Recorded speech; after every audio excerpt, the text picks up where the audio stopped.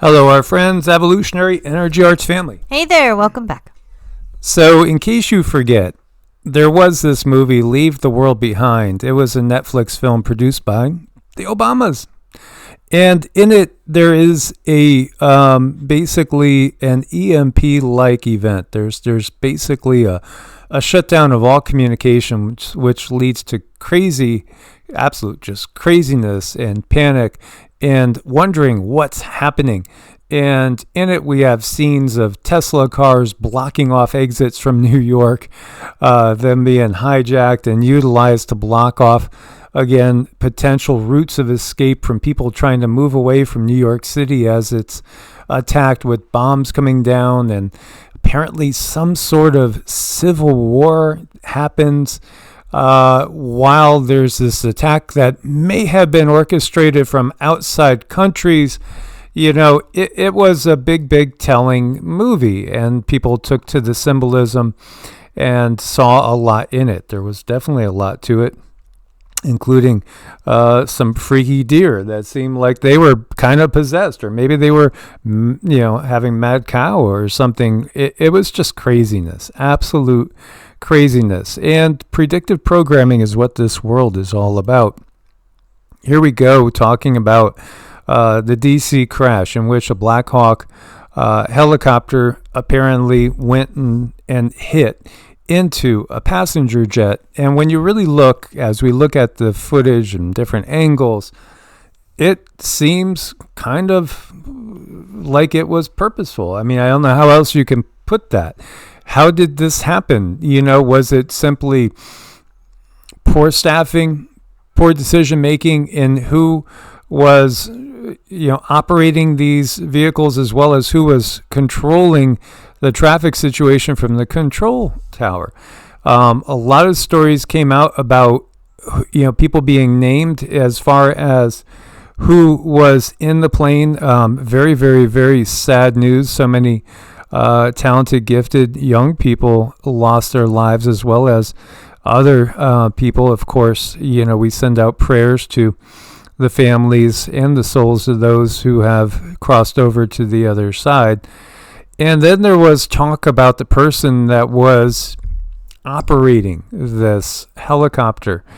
And boy, if we ever live in a world in which you can't trust anything that is stated on any of the media sources, whether it's the big networks like CNN and MSNBC and Fox and BBC and on and on and on, or whether it's even X or conspiracy theory forums like Godlike Productions. You can't trust any of this, and you can't trust that anybody giving you information is not doing so without an agenda themselves.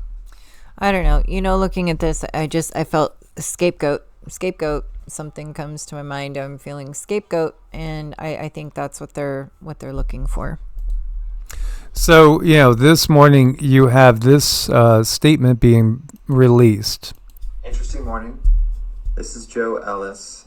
I am a Black Hawk pilot with Virginia Army National Guard. I understand some people have associated me with the crash in DC, and that is false. It is insulting to the families to try to tie this to some sort of political agenda. They don't deserve that. I don't deserve this. And I hope that you all know that I am alive and well, and this should be sufficient for you all to end all the rumors. I also have a statement. The Department of Defense is responsible for casualty notifications. There were no Virginia National Guard personnel on that Black Hawk that collided with the jetliner Wednesday evening. Thank you. So, again, what do I take from this? What do I take from House Minority Leader Hakeem Jeffries' statements right here? Again, things can't be taken out of context.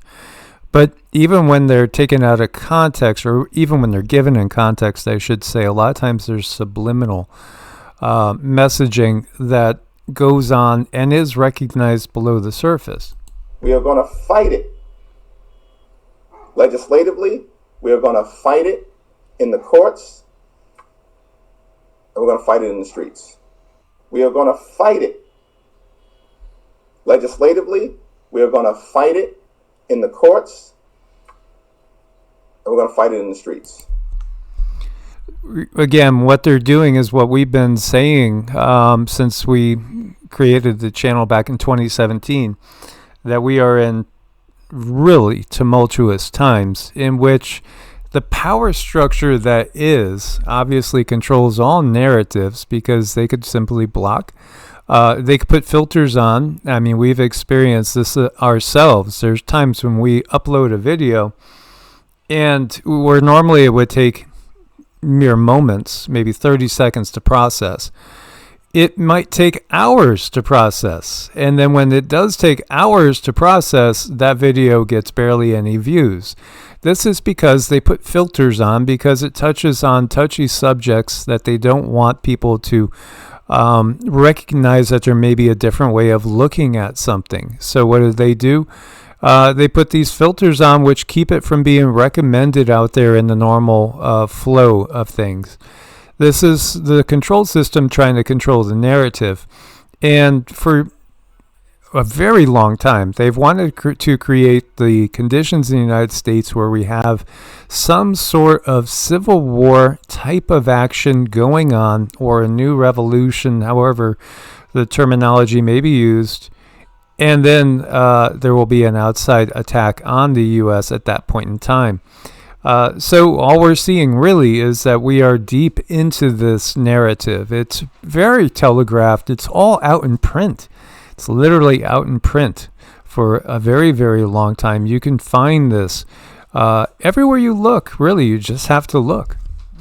I mean, just on so many levels, they are getting people pitted against one another. And I think if we move from the ego to the heart and understand what is going on, things will get better. But this is the type of stuff that gets us buried.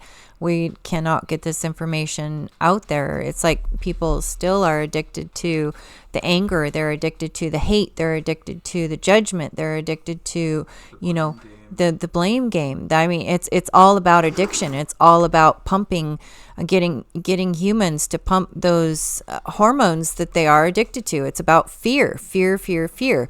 Nobody really truly wants to talk about the peaceful way of doing things, because it's not motivating. That's the problem. And this is why our information hardly ever gets out there, because we're talking about a new way of looking at things, and just that's not what's on the mainstream agenda. They want people headbutting and destroying each other so that they can't see truly where the road forward is to be.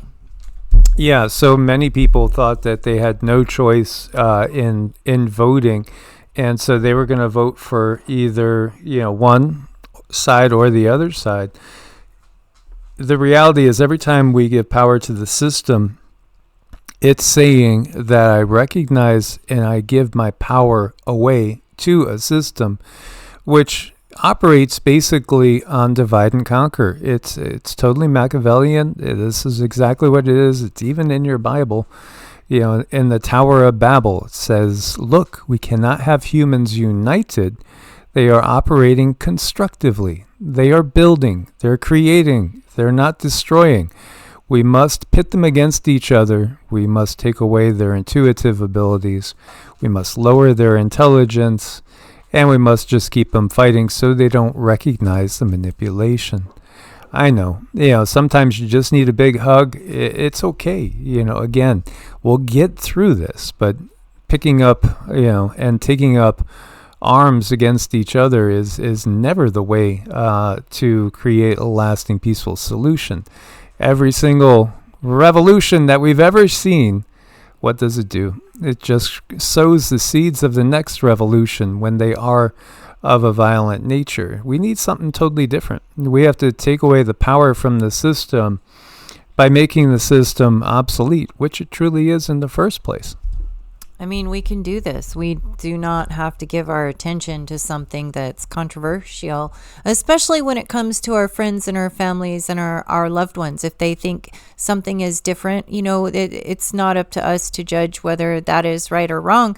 If you want a relationship with people, sometimes you have to rise up and above the controversial stuff. Find another road to walk down together. I mean, the choice is ours, truly. The choice is truly ours. Absolutely. As always, guys, thanks for your support over on Patreon. Exclusives over there. Come join the family over there as well. Source bless and namaste. Namaste.